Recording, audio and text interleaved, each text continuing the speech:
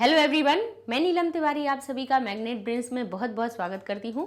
Magnet brains एक ऐसा channel है जहाँ पर आपको किंडरगार्टन से 12th क्लास तक के सारे वीडियोस बिल्कुल फ्री अवेलेबल करवाए जाते हैं। जैसा कि हम आज पढ़ने वाले हैं कक्षा 7वीं संस्कृत में जो संवाद है, इसका पहला पार्ट हम बना चुके हैं, जिसमें कि 1 से लेकर 5 तक के संवाद हमने करवा दिए हैं लास्ट वीडियो में। अच्छा, उस वीडियो में हमने इंट्रोडक्शन दिया था, इसका बताया था कि संवाद का अर्थ क्या होता है, बातचीत करना, आपस में बातचीत। और ये चीज़ भी हमने समझा दी थी कि यहाँ पे जब हम संवाद अपना पूर्ण कर रहे होंगे, संवाद यानी एक कोई बोलने वाला होगा, दूसरा उसका उत्तर देने वाला होगा, क्योंकि भाई बातचीत होती है तो ऐसा ही होता है कि एक बोलता है, दूसरा उसका उत्तर देता है, प्रति उत्तर मिलता है हमें, है ना।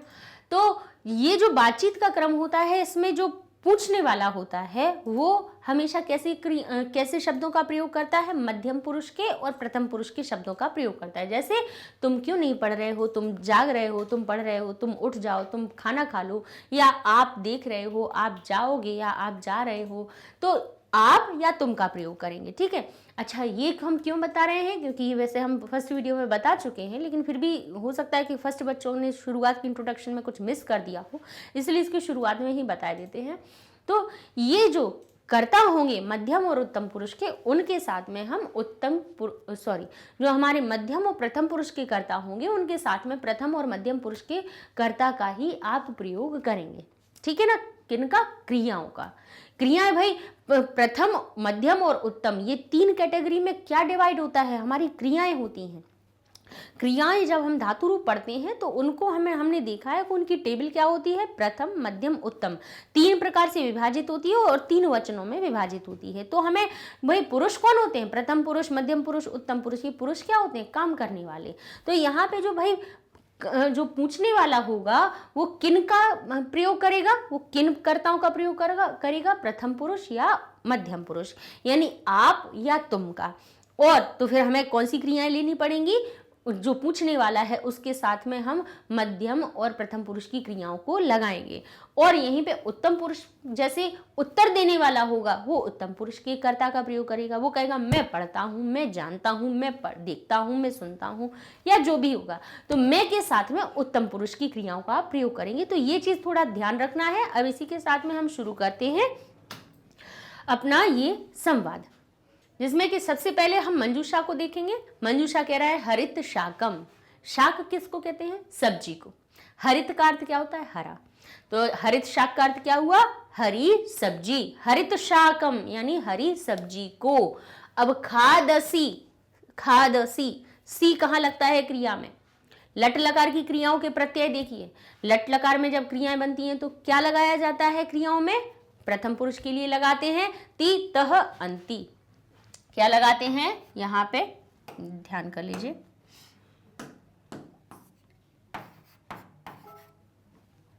प्रथम पुरुष के लिए हम लगाते हैं लट लकार में, ये लिख दिया प्रथम पुरुष, ये हो गया हमारा मध्यम पुरुष और उत्तम पुरुष।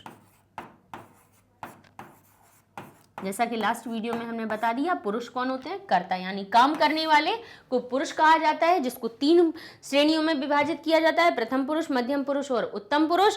और उत्तम पुरुष में कर्ता कौन आता है, मैं, मध्यम पुरुष में तुम, बाकी सब प्रथम, मैं, उत्तम, तुम, मध्यम, बाकी सब प्रथम। ये याद रखिएगा सूत्र, जिससे कि हमें पता रहे कि भाई किस कर्ता के साथ में, बोले जहां अहम लिखा हुआ हो, अहम का अर्थ हुआ मैं, तो मैं के साथ में कौन सी क्रिया लगाएंगे, बोले क्रिया तो जो होगी वो होगी, उसमें प्रत्यय लगा दिया जाएगा, आमी, आवह, आमह। प्रथम पुरुष का कोई भी कर्ता होगा उसके साथ में लगा दिया जाएगा ती, तह और अंति। मध्यम पुरुष के कर्ता के लिए सी, थह और थ। और उत्तम पुरुष के कर्ता के साथ में जो क्रिया लगाई जाएगी उसमें लगा दिया जाएगा आमी, आवह और आमह। आमी, आवह, आमह, ठीक है। इस प्रकार से आते हैं। अर्थ क्या निकलता है, ती लग जाने से है, करता है या कर रहा है, ता है या रहा है लगेगा, 2 कर रहे हैं या करते हैं, सब करते हैं या कर रहे हैं, ठीक है। मध्यम पुरुष में सी लग जाने से आ जाता है हो का अर्थ करते हो, जाते हो, देखते हो, पढ़ते हो, पढ़ रहे हो का अर्थ निकल आएगा सी से। थ तुम दोनों करते हो और तुम सब करते हो, थ लग जाने से। आमी लग जाने से हूं का अर्थ निकल आएगा, पढ़ता हूं, देखता हूं, खाता हूं, पीता हूं का अर्थ। हम दोनों खाते हैं आवह से, हम सब करते हैं, पीते हैं का अर्थ निकल आएगा। ठीक है, तो ये अर्थ निकल आएंगे। अब यहाँ पे जब सी लगा हुआ है तो अर्थ हमारा क्या निकलेगा कि खाते हो या खा रहे हो, क्योंकि सी लग जाने से हो का अर्थ निकल आता है वर्तमान काल में। तो क्या अर्थ निकलेगा इसका कि खाते हो, ठीक है, या खा रहे हो। खादामी, मी लग जाने से हूं का अर्थ निकलेगा। तो क्या आ जाएगा अर्थ इसका कि खाता हूं या खा रहा हूं। शाकम यानी सब्जी, सब्जी और मां हलंत है अर्थात को का अर्थ निकल रहा है। ठीक है, आलू कस्य, आलू कस्य, आलू को किसको कहते हैं, आलू को, पटेटो को, और स्या लगा है यानी षष्ठी विभक्ति। तो क्या क्या अर्थ निकलेगा, आलू का या की या के। अब इन तीनों में से स्या लगने से तीनों का कोई भी अर्थ हम इसमें जोड़ सकते हैं, जो वाक्य के अनुसार होगा उसके अनुसार हम का की के का अर्थ उसमें लगा देंगे। हरित शाकम यानी हरी सब्जी, और मां हलंत कहाँ आता है, द्वितीय विभक्ति में, जो को का अर्थ उसके साथ में जोड़ देती है। ठीक है, ये हमारी मंजूषा हो गई। सबसे पहले मंजूषा के शब्दों के अर्थों को समझ लीजिए, फिर इसके बाद हम भरने में हमें आसानी हो जाएगी। तो माता, देखिए जिससे समझ में आ ही रहा होगा कि मम्मी खड़ी हैं, दुनिया की हर मम्मी की ये समस्या, हमारी भी समस्या है, हम भी यही परेशान होते हैं। हम खाना लेके बैठे हुए हैं और यहाँ पे बच्चा खाने से मना कर रहा है। क्यों मना कर रहा है, क्योंकि सबसे एक हर बच्चे की बिल्कुल कॉमन प्रॉब्लम है, यूनिवर्सल प्रॉब्लम इसको हम बिल्कुल वैश्विक समस्या कहेंगे बच्चों की। कैसी है कि सब्जी की, सब्जी नहीं खाना, और हरी सब्जियों में तो जिसमें देख के तो परेशानी हो जाता है, नहीं खाना ये हरी सब्जी। अब चलिए, माता मम्मी ने क्या किया, माँ ने क्या किया, भोजनम दत्वा, भोजन देकर, ग्रहण वत्स, बेटा खा लो, ग्रहण करो बेटा। पुत्र भोजनम दृष्टवा, भोजन को देखकर, क्या, ना खादिष्यामि, नहीं खा रहा हूं, नहीं खाऊंगा। श्या लगा है ना, तो गागी गे का अर्थ लगा रहे हैं, क्योंकि ये लिट लकार की क्रिया। श्या कहाँ लगता है, भविष्यकाल की क्रिया में। भविष्यकाल की क्रिया में हम गागी गे जोड़ देते हैं। तो कह रहे ना खादिष्यामि, नहीं खाऊंगा। माता किमर्थम ना, क्यों नहीं, क्यों नहीं। अब क्या कहेंगे बताओ, यहाँ पे क्या आएगा, खाता हूं या खाते हो, क्यों नहीं खाते हो, क्यों नहीं खा रहे हो। हमने क्या कहा था, या तो खाते हो आएगा या खा रहे हो आएगा, है ना। रहा रही का भी अर्थ लट लकार की क्रिया अपने साथ में लेकर चलती है, यानी पढ़ता है या पढ़ रहा है, दोनों से अर्थ आएगा। खा रहा है या खाता है, एक ही बात है। रहा रही का भी प्रयोग का भी अर्थ हमारी प्रथम जो लट लकार की क्रियाएं होती हैं उनके प्रत्यय होते हैं, अपने साथ में लेकर चलते हैं। अब वो क्या कहेंगे, किमर्थम ना, कुछ क्यों नहीं, किस लिए नहीं क्यों नहीं खा रहे हो या क्यों नहीं खाते हो।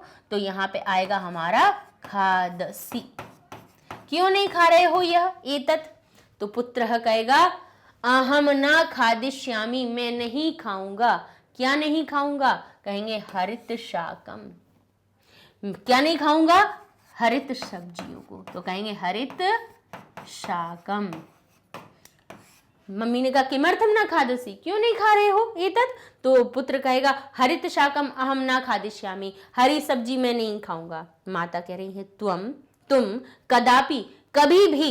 अच्छा, अब यहाँ पे दो बात है, एक जगह है सब्जी को और एक जगह है हरी सब्जी को।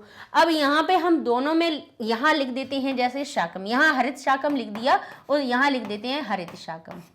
ठीक है, अब इसका अर्थ क्या निकल रहा है, हरी सब्जी अहम ना खादिष्यामि, हरी सब्जी मैं नहीं खाऊंगा, हरी सब्जी को नहीं खाऊंगा। तो माता कहती हैं तुम कभी भी सब्जी नहीं खाते हो। तो अब यहाँ पे शाकम पहले आना चाहिए, हरित शाकम, इसका निर्धारण हमारा नीचे वाला शब्द कहेगा कि पुत्र कहेगा हरित शाका रुचिकर ना भवती, हरित शाक जो हरी सब्जी है स्वादिष्ट नहीं होती है, रुचिकर नहीं होती, पसंद नहीं है मुझको।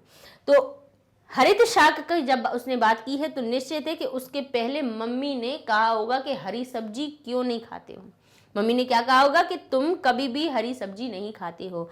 तो यहाँ पे हम लिख देंगे, पहले लिखेंगे शाकम यानी सब्जी को, एतत् शाकम अहम न खादिष्यामि, यह इस सब्जी को मैं नहीं खाऊंगा। एतत् हमारा यहाँ आ जाएगा, एतत् शाकम अहम न खादिष्यामि, यह सब्जी मैं नहीं खाऊंगा। माता कहती है तुम कभी भी हरित शाकम हरी सब्जी को ना खादसी नहीं खाते हो,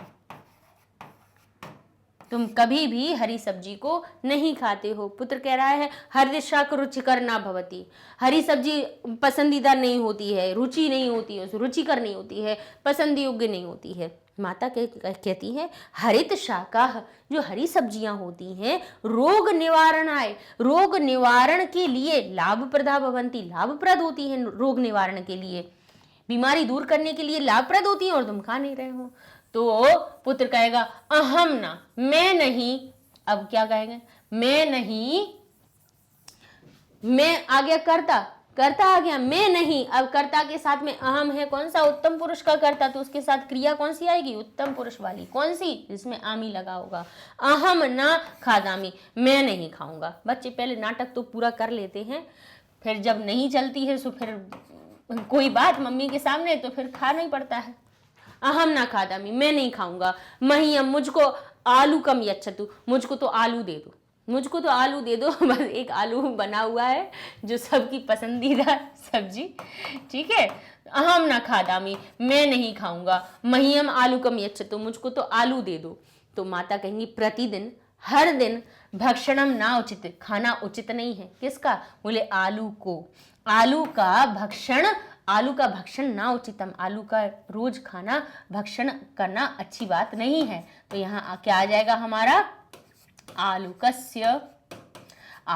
प्रतिदिन, हर दिन आलू कस्य भक्षणम ना उचितम, हर दिन आलू खाना भी अच्छी बात नहीं है। तो पुत्र कहेगा हाँ ये तो ठीक बात है। तो माता कहेगी ततः किमर्थम एतत् खादसी, तो फिर क्या इसको खा रहे हो। पुत्र कहेगा केवलम अद्य एव यच्छतु, केवल आज ही दो, पुनः ना खादिष्यामि, फिर बार बार नहीं खाऊंगा। यही शर्त है। तो उसने कहा, पुत्र ने कहा हाँ ठीक बात है। तो माता कहती है ततः किमर्थम, तो फिर किस लिए, तो फिर क्यों, एतत् खादसी, तो फिर क्या यह खा रहे हो, तो क्या यह खा रहे हो। तो पुत्र कहेगा केवलम अद्य एव, केवल आज ही यच्छतु, केवल आज ही दे दो, पुनः ना खावे, केवल आज ही दे दो, फिर पुनः नहीं खादिष्यामि, फिर नहीं खाऊंगा। तो उन्होंने कहा ठीक है। तो फिर मम्मी दे देती हैं। मम्मी कहती हैं बच्चे का पेट तो भर जाए तो आलू भी दे देंगी, कोई बात नहीं बेटा खा लो, लेकिन वो भी खाओ, सब्जी भी खिलवा लेंगी साथ में, ये तो पता है ना। अब हमारी अगली बातचीत में क्या आता है, संवाद में क्या आएगा, शोभा यानी जो हमारी साज सजावट होती है उससे जो अच्छा सुंदरता जो बढ़ती है उसको हम शोभा कह देते हैं। प्रसन्न यानी खुश होना। अध्यापिका के द्वारा, क्योंकि तृतीया विभक्ति लगी है, तृतीया यानी जैसे लता बन जाता है ना, लतया, तो अर्थ बना जाता है लता के द्वारा या लता से, तो यहाँ पे आ जाएगा अध्यापिका से या के द्वारा। गमिष्यसि, जाती हो या जा रही हो, गमिष्यति सॉरी स्या लगा है, गागी के का भाव आ रहा है, लिट लकार, भविष्य काल की बात आ जाएगी। तो कहेंगे तुम जाओगी। अच्छा, तुम का हम क्यों प्रयोग कर रहे हैं, क्योंकि ये जो सी दिख रहा है ये हमसे कह रहा है कि ये जो सी है मध्यम पुरुष तुम के लिए ही आता है। तो यहाँ पे निश्चित ही जो इसका कर्ता बन रहा होगा वो तुम बन रहा होगा, इसीलिए यहाँ पे सी लगाया हुआ है, यानी तुम जाओगी। कथितम यानी कहा, ठीक है, कहा या कहा था। भ्राता और भगनी यानी भाई बहन की आपस में बात हो रही है। हर्षेण सहितम, हर्ष के साथ, भाई भ्राता जो भाई है वो हर्षेण सहितम खुशी के साथ में कहता है। भगिनी बहन भगिनी कहती किम क्या, किमर्थम अति, क्यों इति, असी हो, क्यों अधिक हो, क्या, प्रसन्न। अब जो हर्ष के साथ कह रहा है तो बहन तो पूछेगी ना किमर्थम असी, क्यों हो प्रसन्न, तो यहां लिख देंगे प्रसन्न।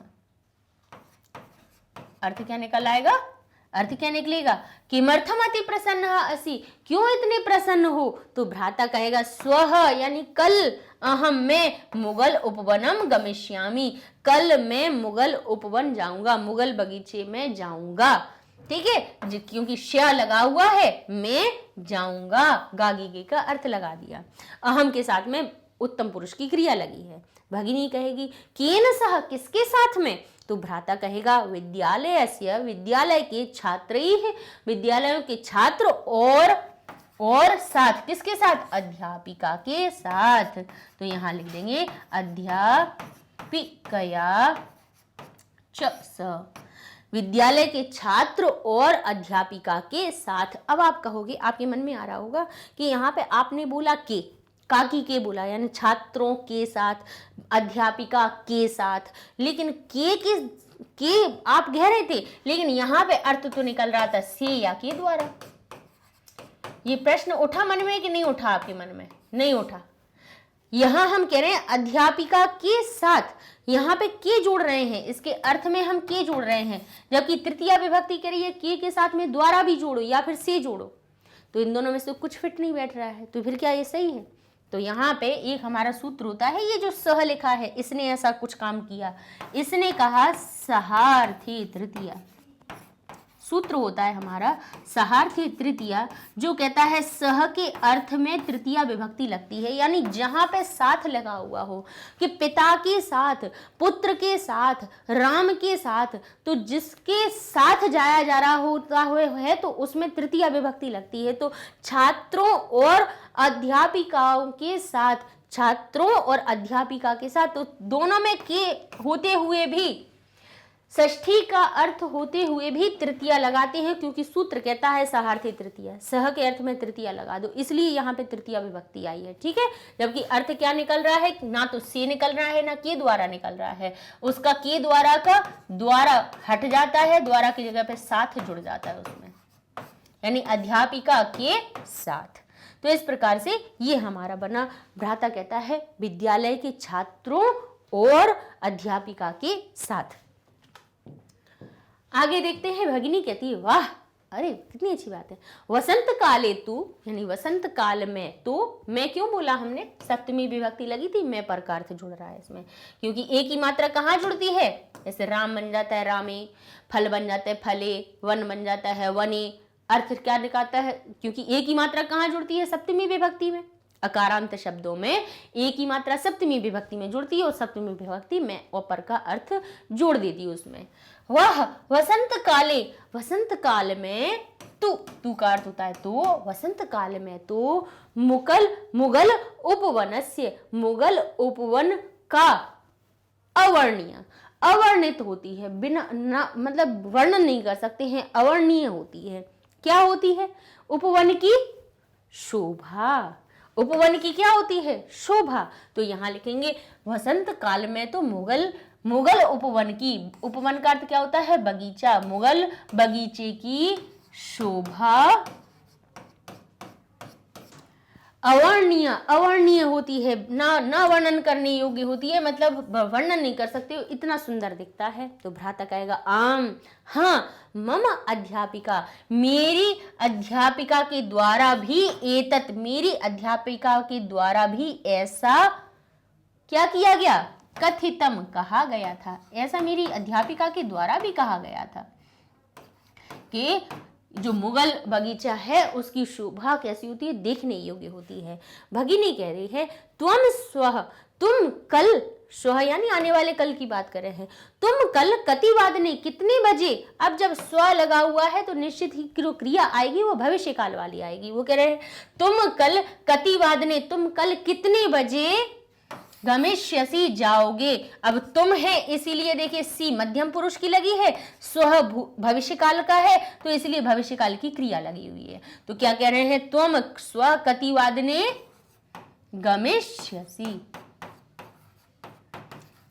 ध्यान कीजिए, कोई भी जो शब्द है वो बिना किसी अर्थ के ऐसे ही नहीं जुड़ जाता है कि हमें ये सही लग रहा है ये होगा, इसका नहीं अर्थ। क्योंकि देखिए ध्यान कीजिएगा, हमेशा जो क्रिया है वो अंत में आती है और सबसे अंत में क्रिया के लिए ही जगह छोड़ दी जाती है।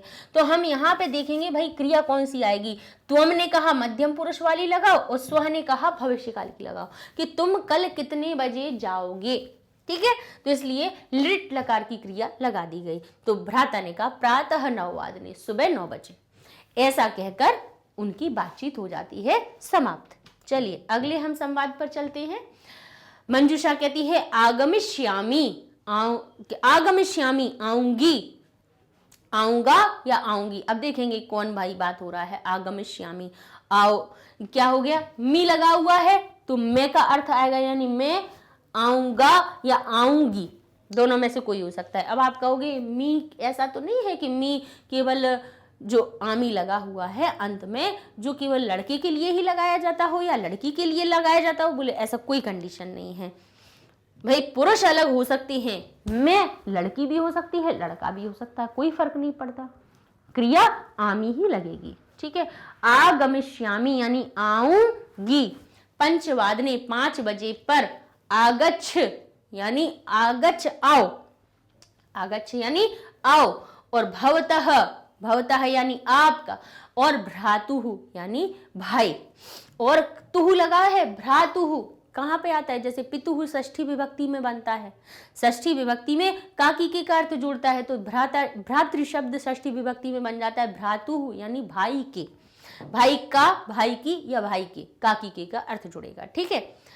अब अनुजा और सुधा ये दोनों लड़कियां हैं, आपस में बात क्या कर रही हैं। अनुजा ने कहा सुधे, सुधा, अद्य आज, किमर्थम शीघ्र गच्छसि, किमर्थम किस लिए शीघ्र गच्छसि जा रही हो, आज किस लिए शीघ्र जा रही हो। तो सुधा कहती है अद्य मम, आज मेरे जन्म दिवसः अस्ति, जन्म दिवस है, किसका, भ्रातुः, अद्य मम, आज मेरे भाई का, अद्य का अर्थ क्या होता है, आज, श्वः का अर्थ होता है आने वाला कल, ह्यः का अर्थ बीता हुआ कल, अद्य मम आज मेरे भ्रातुः भाई का जन्म दिवसः अस्ति, जन्म दिवस है।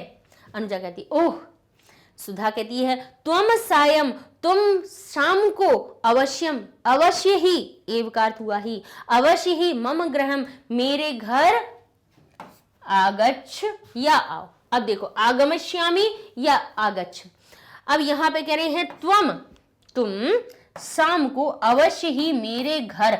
अब ये बताइए, जब ये तुम लिखा हुआ है तो तुम कह रहा है कि मध्यम पुरुष की क्रिया आनी चाहिए, और यहाँ पे हमारे पास 2 क्रियाएं हैं, ये है हमारी उत्तम पुरुष की क्रिया और आगच्छ है हमारी मध्यम पुरुष की क्रिया।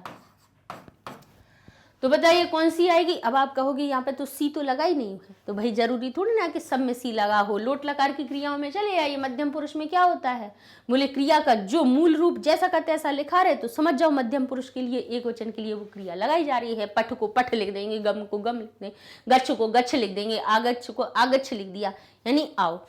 तो अब यहाँ पे कौन सी आएगी क्रिया, बोले हम अपने मन से नहीं लगाएंगे, हम तो इसको देखेंगे। बोले आगमिष्यामि, आमी कह रहा है कि उत्तम पुरुष की क्रिया है ये, और आगच्छ कह रही है कि ये मध्यम पुरुष की क्रिया है। तो कर्ता जब मध्यम पुरुष का है तो क्रिया भी हमारी मध्यम पुरुष की आएगी कि तुम शाम को अवश्य ही मेरे घर आना या आओ। ठीक है। लोट लकार आज्ञा या अनुज्ञा को दर्शाता है। ठीक है, तुम शाम को अवश्य ही मेरे घर आना। ठीक है, तो अब आगे देखिए, जब अपनी सहेली को बुला रही है तो अब अनुजा क्या कहेगी, अवश्यम एव, अवश्य ही, अवश्य ही। अब कौन सी आएगी, जब अब अनुजा अपनी ओर से उत्तर दे रही है तो जब मैं का भाव आ रहा है तो कौन सी क्रिया आएगी हमारी, उत्तम पुरुष की। तो वो कहेगी अवश्य ही आऊंगी, तो यहां पे आ जाएगा आगमिष्यामि, अवश्य ही आऊंगी। ठीक है, सुधा कहेगी अहम, मैं प्रतीक्षाम करिष्यामि, मैं प्रतीक्षा करूंगी, मैं प्रतीक्षा करूंगी किसकी, भवतः आपकी, मैं आपकी प्रतीक्षा करूंगी। अहम भवतः, मैं आपकी परीक्षा करूंगी। अब क्योंकि प्रतीक्षा करूंगी, क्योंकि अहम कर्ता और क्रिया तो लगे ही हुए थे, तो यहाँ पे किसकी प्रतीक्षा हो रही थी, बोले आपकी। ठीक है, तो अनुजा ने कहा परम, लेकिन कतिवादने कार्यक्रमः भविष्यति, लेकिन कितने बजे का कार्यक्रम होगा, तो उन्होंने कहा सायं 5 वादने, 5 बजे पर। तो यहाँ लिख देंगे हम 5 वादने, 5 बजे पर। ठीक है, 5 बजे। तो लीजिए, ये हो गया आपका संवाद पूरा। ठीक है, चलिए अगला देखते हैं। 9वां लिखा है व्यर्थम, यानी व्यर्थ में, जलम, जल को, वहती यानी बहता है या बह रहा है ना, ती लगा हुआ है ना, रहा रही का अर्थ निकलेगा या ताहती का अर्थ निकलेगा। दंत धावनम, दंत यानी क्या होता है, दांत को, धावन यानी धोना, दांतों को कब धोया जाता है, ब्रश करते हैं, कह रहे दंत धावनम यानी दांतों को धोना। जानाती यानी जानता हूं, अब यहाँ जाना मी लगा होता तो हूं लगाते, जान रहा, अब ती लगा है तो रहा रही का भी अर्थ लगाएंगे या फिर हम ताहती है का भी अर्थ लगाने, यानी जानता, जानते, जानता हूं या जान रहा हूं, इस प्रकार का अर्थ आ जाएगा। ठीक है, अब देखते हैं आगे। माता कहती है वहत जलम दृष्टवा, बहते हुए जल को देखकर, पुत्र इदम किम करोषि, यह क्या कर रहे हो, पुत्र किमपि न, कुछ भी नहीं। माता कहती है किमर्थम, क्यों, व्यर्थम करोषि, क्यों व्यर्थ कर रहे हो। अब किसको व्यर्थ कर रहे हो, कहेंगे जल को। किसको व्यर्थ कर सकते हैं, बहने को, दांत धोने को, जानने को, तो कहेंगे जलम। यहाँ क्या आ जाएगा, जलम। क्यों जल को व्यर्थ कर रहे हो, तो माता, पुत्र कहेगा अहम तू, मैं तो दंत धावनम करूंगी, मैं तो दंत धावन कर रहा हूं, मैं तो ब्रश कर रहा हूं, मैं तो अपने दांतों को साफ कर रहा हूं। दंत धावनम करोमी, मैं तो दंत धावन कर रहा हूं। माता कहेगी परम जलम तू, लेकिन जल को तो, परम लेकिन जल तो क्या कह रहे हैं, क्या कर रहा है, बोले जल तो व्यर्थम ही आएगा, वहती एव, के बह रहा है आएगा या व्यर्थ आएगा, तो कहेंगे बह रहा है, वह ही रहा है, तो कहेंगे वहती एव, कि जलम तू, जल तो वहती एव, बह ही रहा है ना। तो अब कहेंगे, पुत्र कहेगा हाँ, तो माता कहेगी एतत्तु न उचितम, ये तो उचित नहीं है। तो आगे देखिए, फिर पुत्र कहेगा हाँ, तो माता कहेगी किम भवाम न, क्या आप नहीं जानती, जानते हो, क्या आप नहीं जानते हो। अब देखिए भवान शब्द आपकी बात आ रही है, ध्यान कीजिए, यहाँ पे आपकी बात आ रही है, आपके लिए जब आप बात करते हैं तब अर्थ तो निकलता है हो जैसा ही। यहाँ पर भी हम कह रहे थे ना जानाती यानी जानते हो का अर्थ क्यों निकल रहा था, क्योंकि यहाँ पे जो आप शब्द था वो कहते तो हैं तुम की तरह पे कि तुम जानते हो या आप जानते हो, लेकिन जो आप शब्द है वो प्रथम पुरुष में आता है, इसलिए क्रिया को यहाँ पे प्रथम पुरुष की बनाई गई है। अगर त्वम लिखा हुआ होता, यहाँ त्वम लिखा हुआ होता, तब यहाँ हो जाता जानासी, क्या तुम नहीं जानते हो, है ना, लेकिन आप लिखा है तब जानाती आएगा, क्योंकि भवान जो शब्द है वो कैसा है, प्रथम पुरुष का है। तो क्या कहेंगे, किम भवान ना जानाती, क्या आप नहीं जानते हो। पुत्र कहेगा क्या, तो जल, माता कहेंगी जलम कियत महत्वपूर्णम, कितना जल कितना महत्वपूर्ण है, क्या नहीं जानते हो। पुत्र कहेगा हाँ, तो माता कहेगी कदापि एतत्, कभी भी इसको, माँ कुरु, माँ का अर्थ होता है मत, कुरु का अर्थ हुआ करो, कभी भी इसको मत करो, क्या नहीं करो, बोले व्यर्थ, तो यहाँ कहेंगे व्यर्थम, क्या लिख देंगे हम यहाँ पर, व्यर्थम, व्यर्थम माँ कुरु, कदापि एतत्, कभी भी इसको व्यर्थ मा करो, व्यर्थ नहीं करो। तो पुत्र कहेगा पुनः ना करिष्यामि, अब पुनः दोबारा नहीं करूंगा। ठीक है, इस तरह से ये हो जाता है हमारा 9वां वाला संवाद पूरा। अब 10वीं पर चलते हैं, जिसमें देखिए माता पिता जा रहे हैं, दोनों बच्चे हैं, यहाँ पे भाई कोई कुल्हाड़ी से कुछ काट रहा है, पेड़ काट रहा है या क्या कर रहा है, अब इसका हमें आगे पता चलेगा। ठीक है, छिन्नम यानी छिन्न करना यानी काटना, पश्यतु यानी देखो, इक्षति इच्छा करता है या इच्छा कर रहा है ना, ताहती का अर्थ निकलेगा या रहा रही का अर्थ निकलेगा। छिन्नति यानी काट रहा है, काट या काटता है या काट रहा है। करोति यानी करता है या कर रहा है। इस प्रकार से ती लगने से रहा रही का या ताहती का अर्थ हम जोड़ देते हैं उसमें। अब पुत्र कहता है पिता से, पिता पश्यतु तत्र, पिता वहां देखो। पिता कहेगा कुत्र कुत्र, कहाँ कहाँ। तत्र कहेगा, पुत्र कहता है तत्र वहां, सह वह, वृक्षान कथम छिन्नति, वह वृक्ष को कथम क्यों काट रहा है, वह वृक्ष को क्यों काट रहा है। पिता पिता तत्र दृष्टवा, वहां देखकर, कहेगा ध्यानेन, ध्यान के साथ, ध्यान के साथ। अब यहाँ पे क्या कहेगा, देखो, ध्यान के साथ, पश्यतु, ध्यान के साथ देखो, तो यहाँ लिखेंगे पश्यतु ध्यानेन सह, ध्यान के साथ देखो। पिता ने वहां देखकर पुत्र से कहा तत्र, वहां देखो, तत्र दृष्ट्वा, वहां देखकर का, ध्यानेन पश्यतु, ध्यान से देखो। पुत्रः कहेगा किम कथयितुम, क्या कह रहे हो, किम कथयितुम, क्या कहना चाह रहे हैं, भगवान आप, तो किम कथयितुम, क्या कहने के लिए, आप इच्छति, इच्छा कर रहे हो, क्या कहने की आप इच्छा कर रहे हो, क्या आप कहना चाहते हो, किम कथयितुम इच्छति भगवान, आप क्या कहना चाहते हो। तो यहां पर पिता कहेगा सह वृक्षान, वह वृक्ष को, क्या कहेगा, वह वृक्ष को क्या कहेगा, न, नहीं, छिन्नति, क्योंकि अब यहाँ पे छिन्नम आएगा या छिन्नति आएगा, तो सह शब्द कह रहा है कि प्रथम पुरुष की क्रिया लगाओ, तो सह के साथ में प्रथम पुरुष की क्रिया आएगी छिन्नति। सह वृक्षान, वह वृक्षों को, ना छिन्नति, वह वृक्षों को नहीं काट रहा है, वह वृक्ष को नहीं काट रहा है, वह वृक्षों को नहीं काट रहा है। पुत्र कहेगा ततः किम, तो फिर क्या, करोति सह, वह क्या कर रहा है, अब सह है इसीलिए फिर से ती की हमारी क्रिया आ गई यहाँ पे, वो कह रहा है ततः, तो फिर किम करोति सह, वह क्या कर रहा है। तो पिता कहेंगे सह तो केवलम, वह तो केवल वृक्षम, वृक्ष को, कैसे वृक्ष को, बोले छिन्नम वृक्षम, कटे हुए वृक्ष को, यहां लिखेंगे हम छिन्नम, छिन्नम वृक्षम, कटे हुए वृक्ष को, एव परशुना छिन्नति, कटे हुए वृक्ष को ही परशुना, परश किसको कहते हैं, कुल्हाड़ी को, और यहाँ पे ना का अर्थ लग गया, अर्थ क्या निकला, परशु, यानी कुल्हाड़ी के द्वारा, ना का अर्थ तृतीया विभक्ति से लगता है, तो कहेंगे परशुना, यानी कहते हैं कुल्हाड़ी के द्वारा छिन्नति, वह तो केवल कटे हुए वृक्ष को ही, छिन्नम वृक्षम एव परशुना छिन्नति, परशु से कुल्हाड़ी के द्वारा काट रहा है। पुत्र कह रहा है हाँ हाँ हाँ हाँ सही बात है, अब समझ में आई कि वृक्ष को नहीं काट रहा है, वो तो कटे हुए वृक्षों को लकड़ी से काट रहा है, तो ये बात है। लेकिन भाई वो कटा है तो किसी ने तो काटा ही होगा उसको, तो भाई नहीं काटना चाहिए, गलत बात है ना। वृक्ष बहुत अमूल्य है हमारे लिए, उनकी रक्षा करनी चाहिए, ना कि उनकी हमें कटाई करनी चाहिए, है ना। हमें सबसे जो बड़ी चीज दे रहे हैं इस पृथ्वी के लिए, जो दूसरा कोई नहीं दे सकता है। बताइए, जो वृक्ष हमें देते हैं वो एक ऐसे चीज को प्रदान करते हैं जो दूसरा कोई नहीं दे सकता। बताइए वो क्या है, वो है ऑक्सीजन, जिनको हम हर सेकंड अपने अंदर ले जाते हैं, है ना। हर सेकंड जो हमारे अंदर आती है अंदर, जो प्राणवायु जिसको कहते हैं हम ऑक्सीजन, वो केवल हमारे वृक्ष दिखते हैं और उन्हें ही काट देते हैं।